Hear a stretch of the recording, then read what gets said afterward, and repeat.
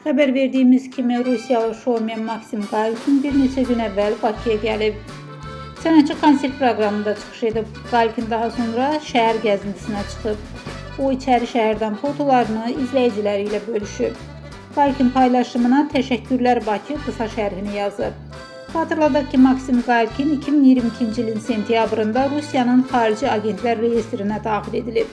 Buna səbəb yumor ustasının sosial şəbəkə paylaşımlarından Rusiya siyasətini və Ukraynaya qarşı aparılan müharibəni pisləməsi olub. Bunun ardınca o həyat yoldaşı Alla Puxaçova və evladları ilə birlikdə ölkəni tərk edib.